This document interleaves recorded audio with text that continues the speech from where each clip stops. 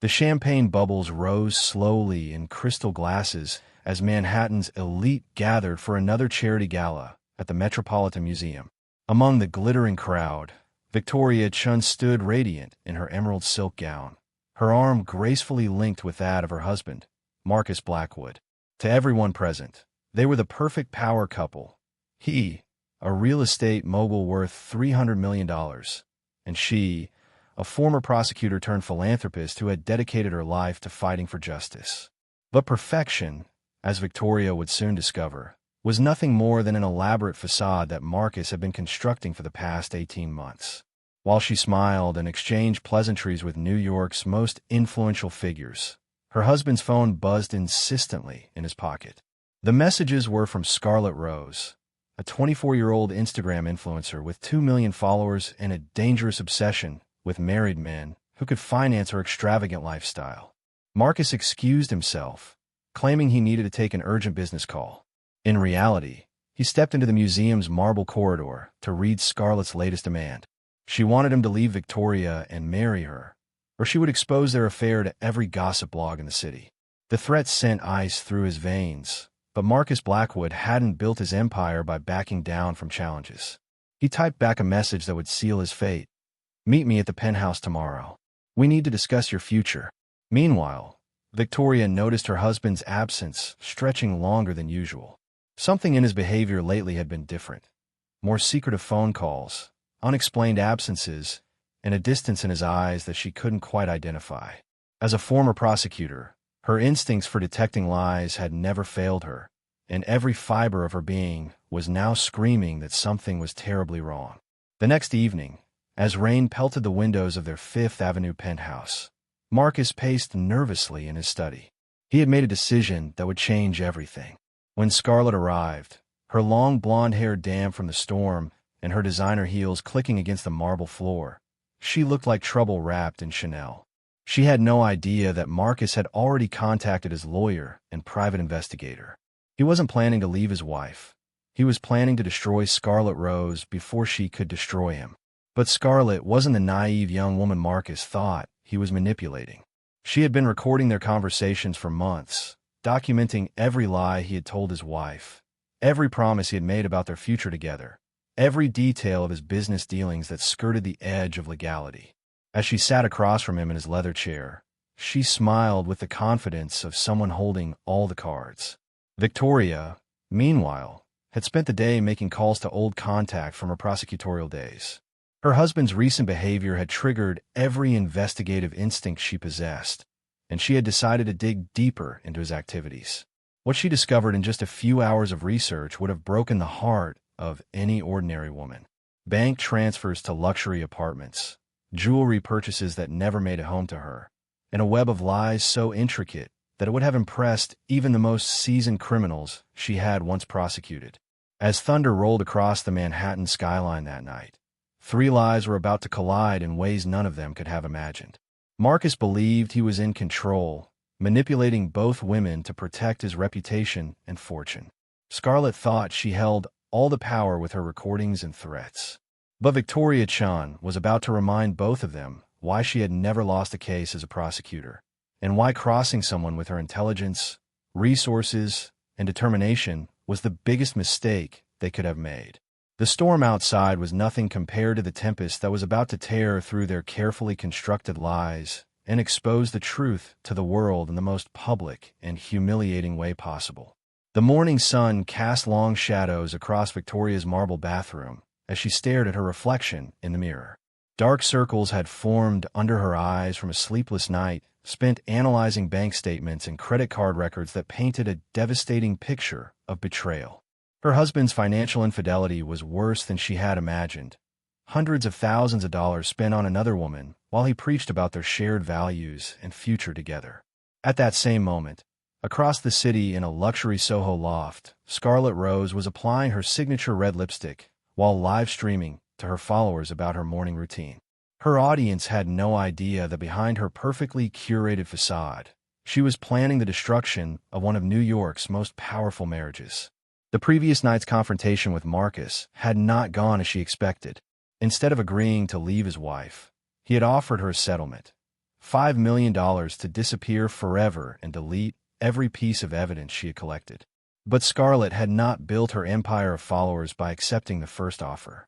She wanted more than money. She wanted the status that came with being Mrs. Marcus Blackwood. As she smiled at her phone camera and thanked her viewers for their support, her mind was calculating her next move. She had underestimated Marcus once, but she would not make that mistake again.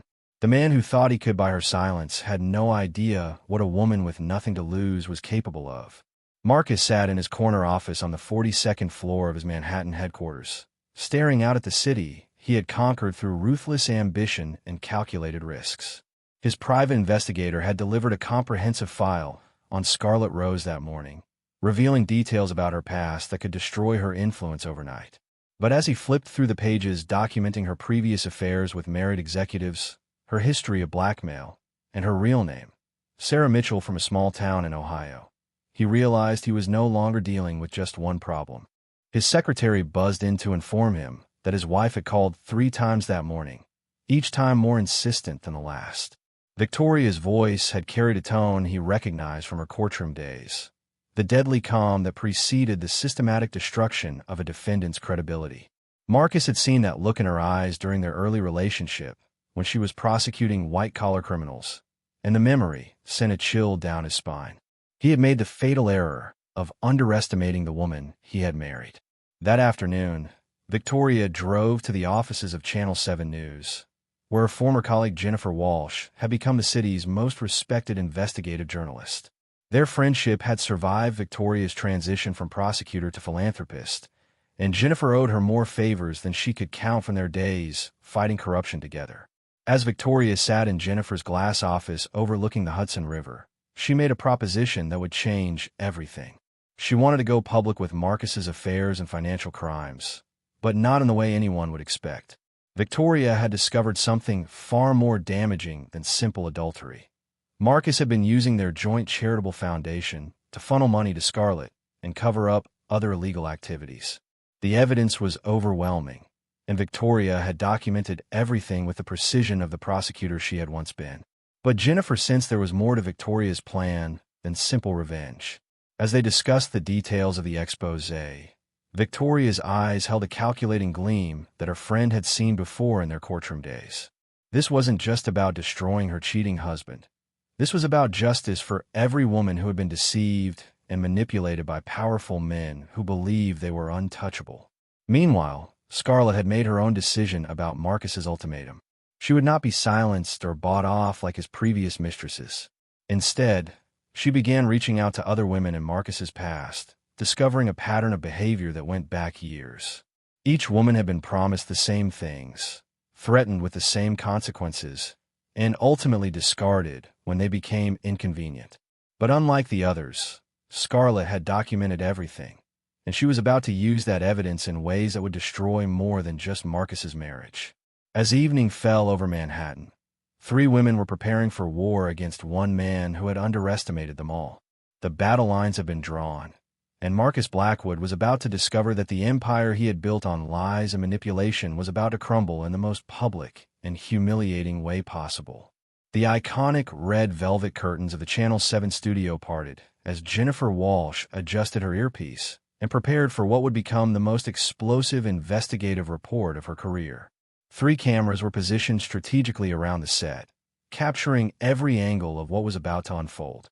In the green room behind the studio, Victoria Chun sat with a composure that masked the storm brewing within her.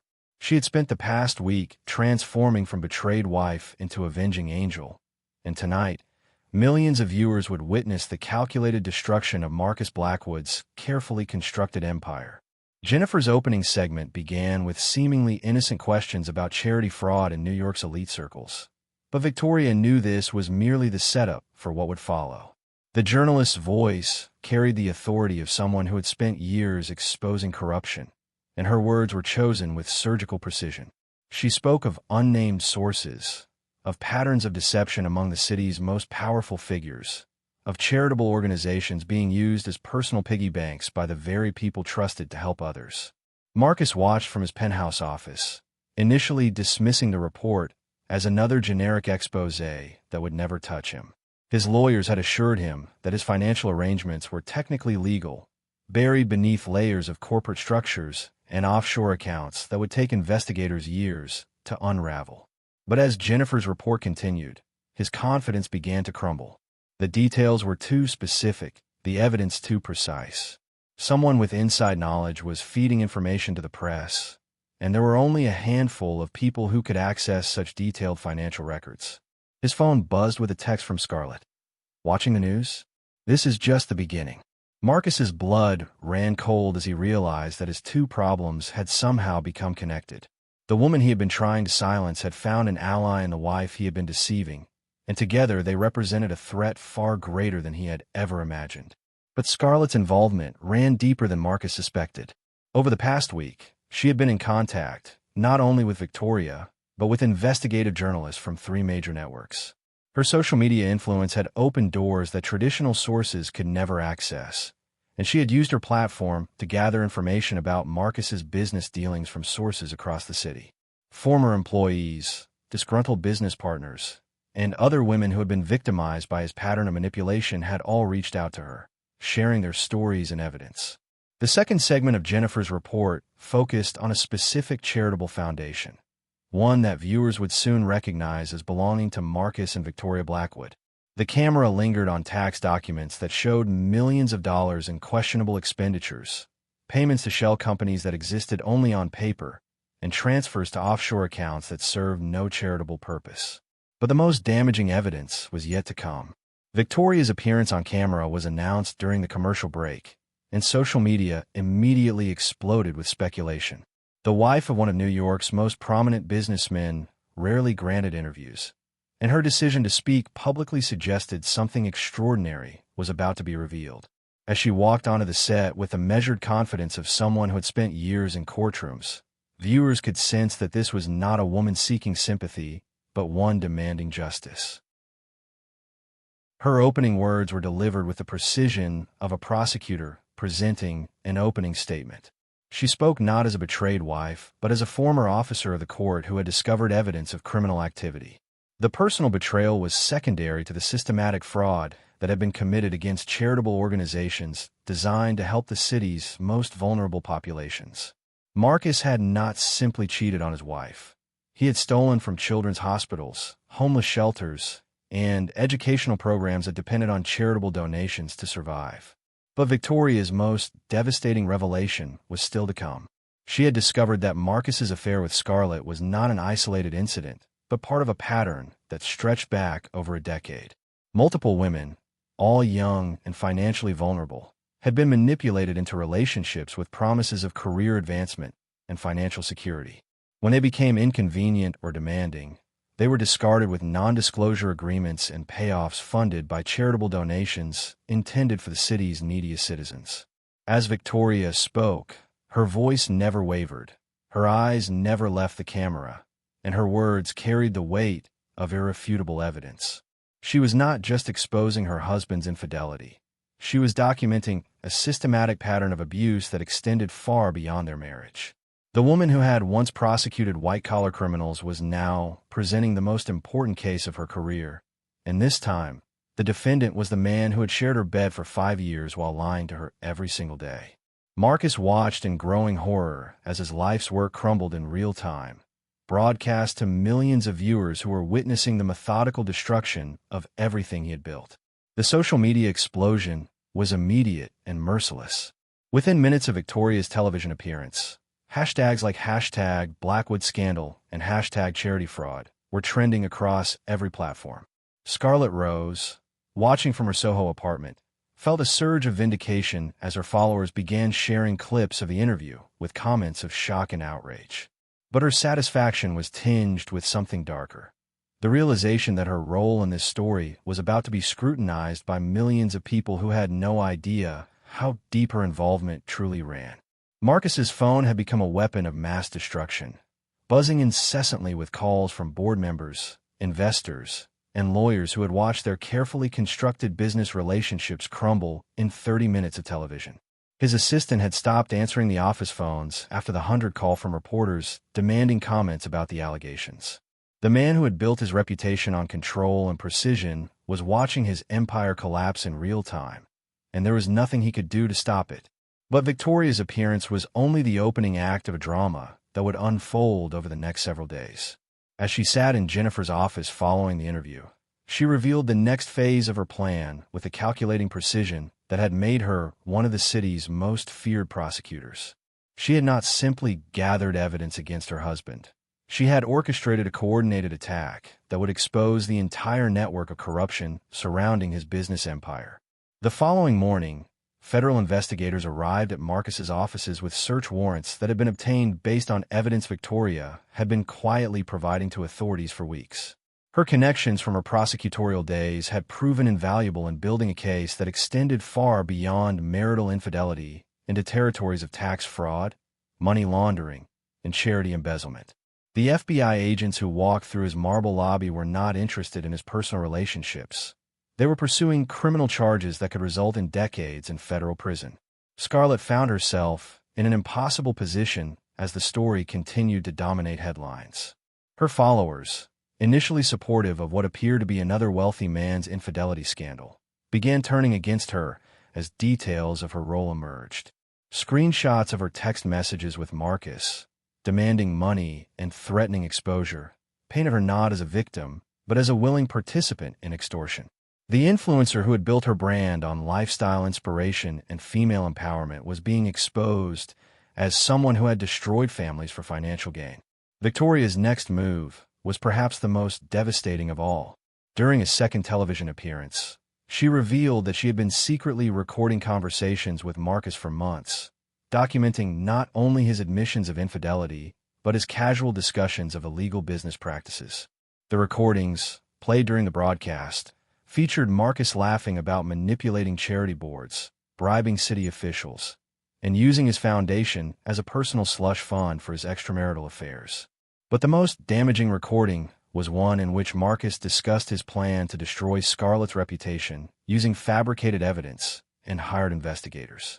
His voice, cold and calculating, described her as disposable and outlined strategies for ruining her career if she became too demanding. The man who had portrayed himself as a victim of extortion was revealed as a predator who had systematically manipulated and discarded women for years. The business community's reaction was swift and brutal. Marcus's board of directors called an emergency meeting to discuss his removal, while investors began pulling out of projects worth hundreds of millions of dollars. The charitable organizations that bore his name issued statements distancing themselves from the scandal, and several announced they were returning donations while launching their own investigations into fund misappropriation.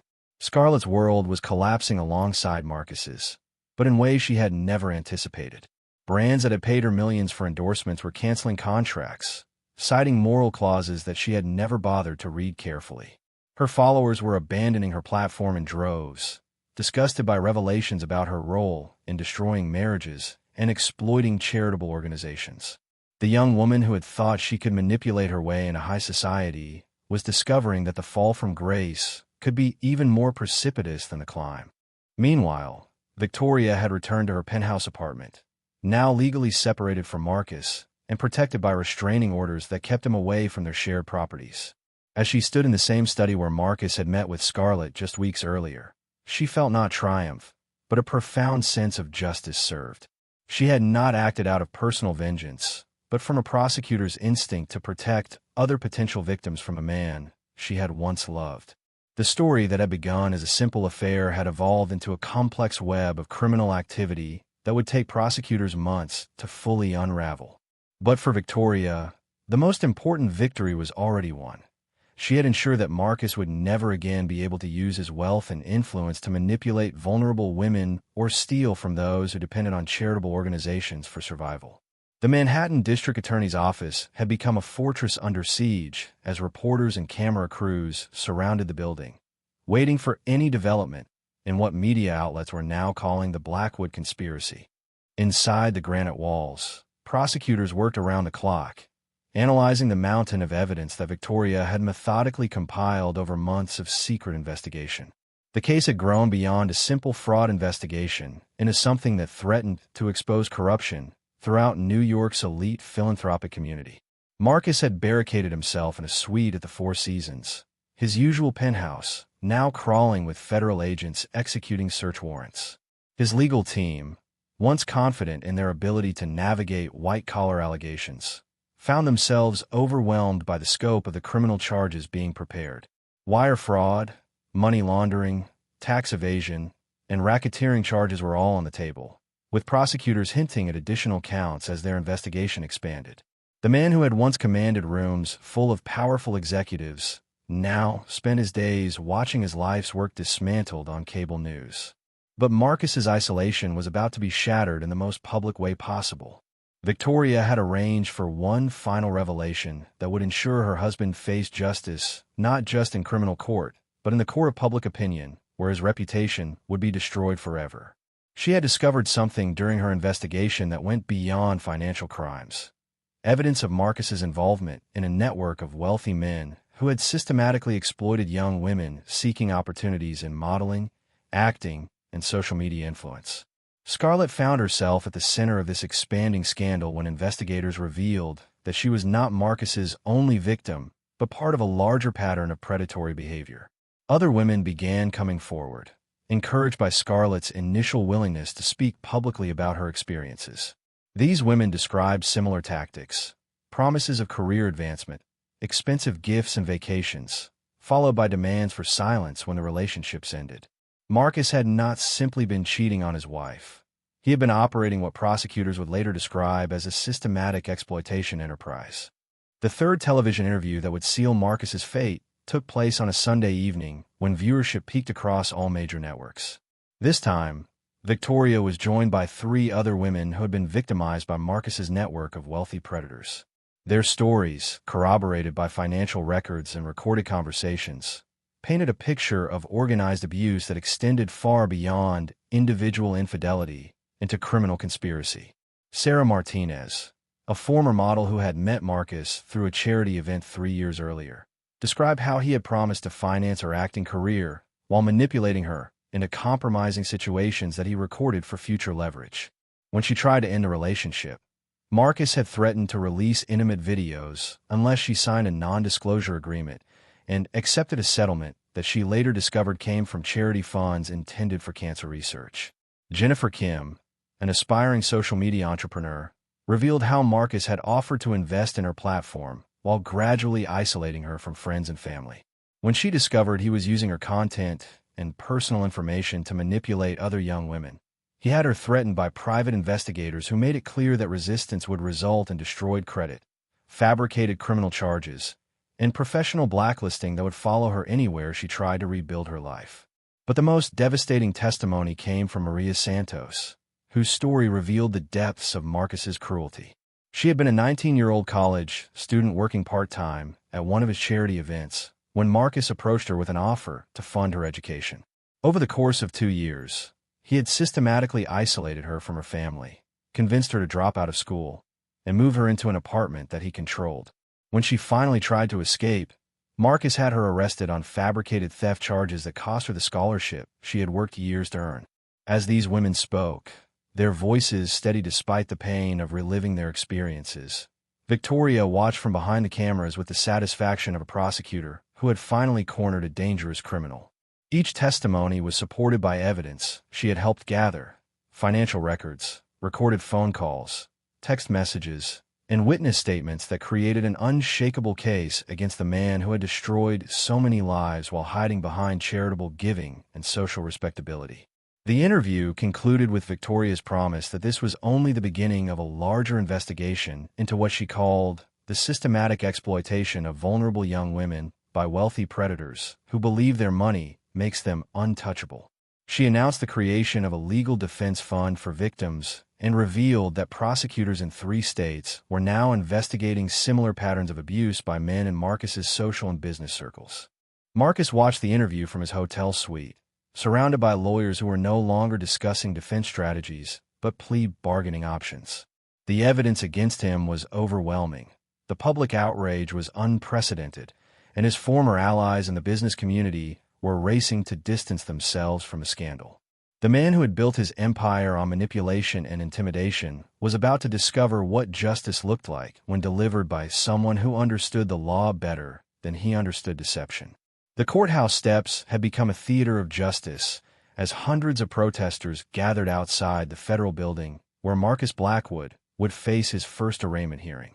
Signs reading "Justice for Victims" and "End Elite Impunity" filled the plaza, while news crews from around the world broadcast live coverage of what legal experts were calling the most significant white-collar prosecution in New York history.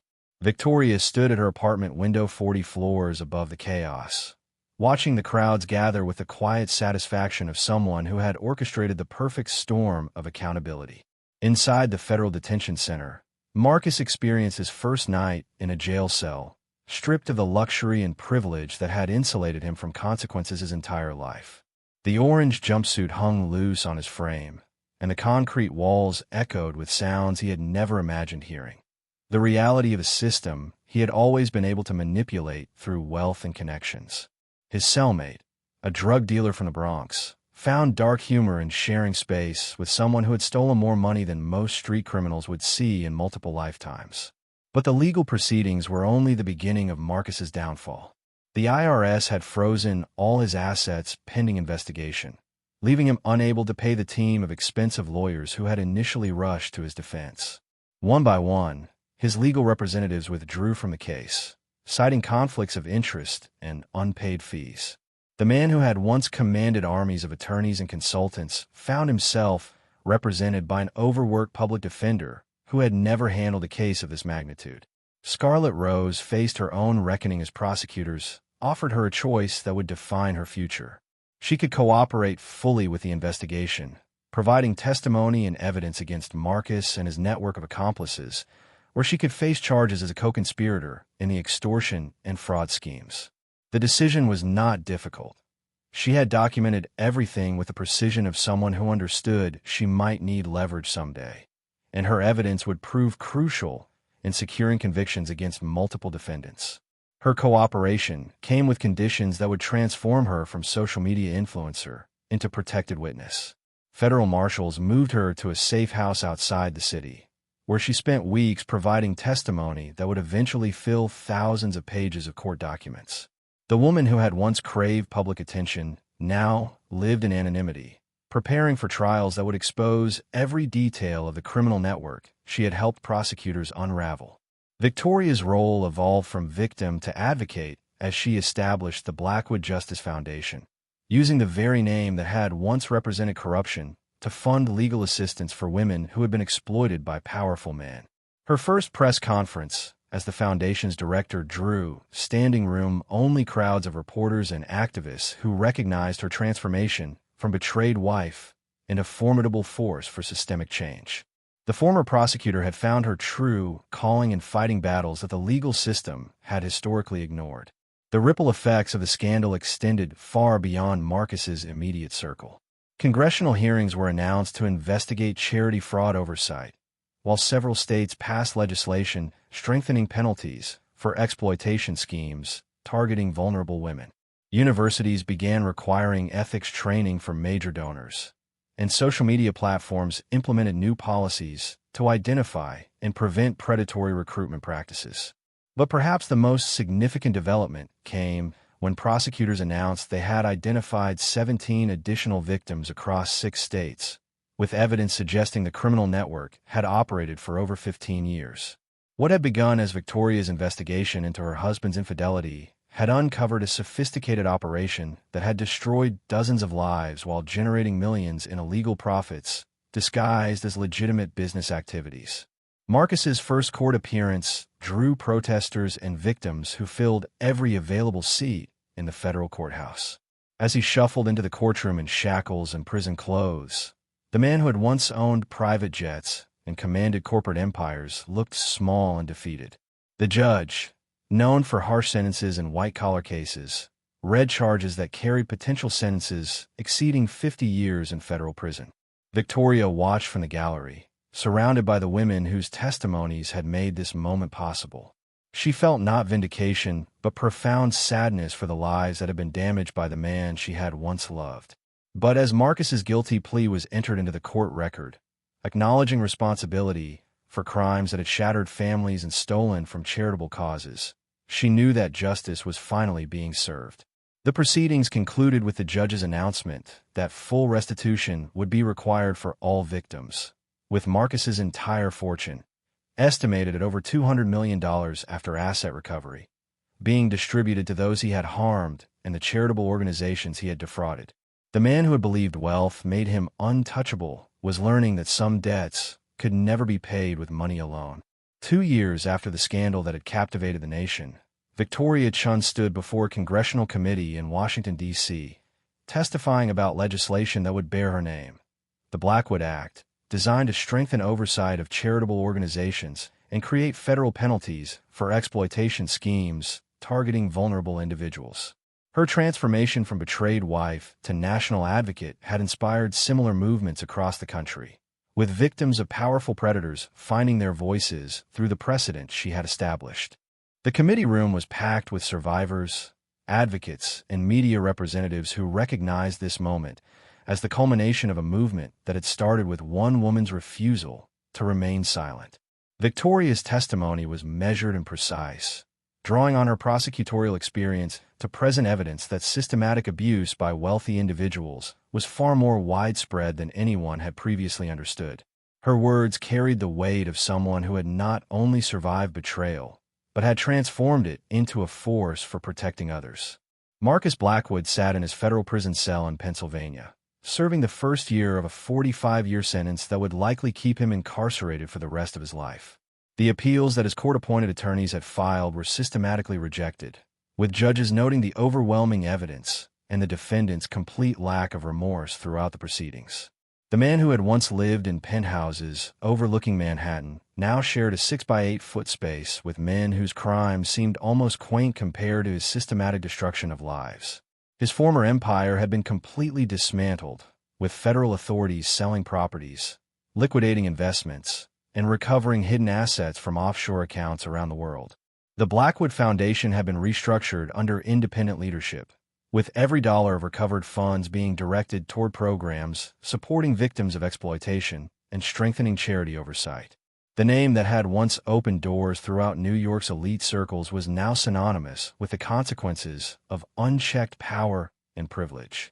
Scarlett Rose had disappeared from public view entirely, living under a new identity in a witness protection program that had relocated her to a small college town in Colorado.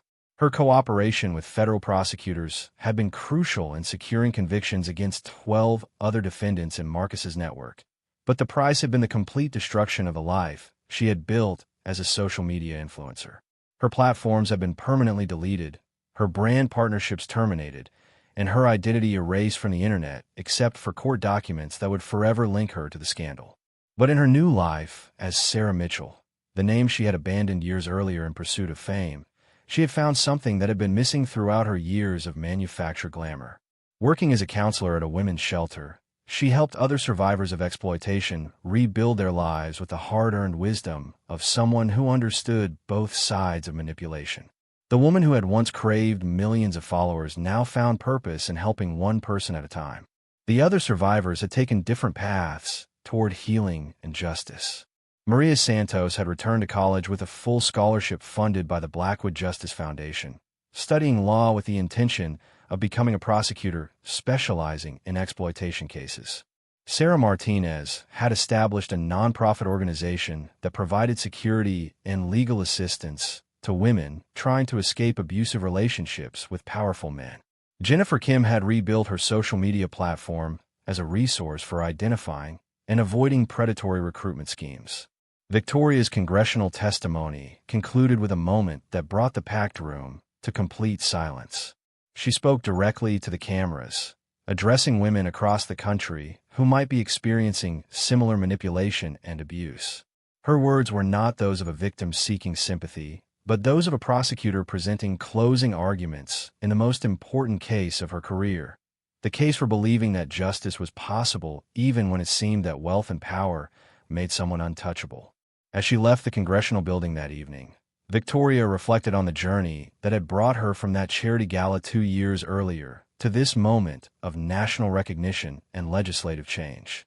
The betrayal that had nearly destroyed her had instead revealed reserves of strength and purpose she had never known she possessed. The prosecutor who had once fought for justice in courtrooms had learned that the most important battles were often fought in the court of public opinion, where the truth could finally shine light on shadows that had hidden predators for far too long.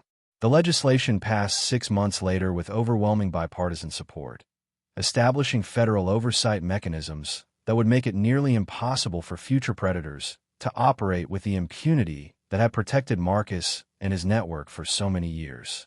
As Victoria signed the first grant awards from the expanded Victim Assistance Program, she knew that her husband's betrayal had ultimately served a purpose neither of them could have imagined. It had created a system where powerful men could no longer destroy lives with the confidence that money would always protect them from consequences. The woman who had once stood beside Marcus at charity galas, unknowingly lending legitimacy to his criminal enterprises, had become the architect of his destruction and the protector of his future victims. Justice, she had learned, was not always swift, but when delivered with precision and purpose, it could change the world.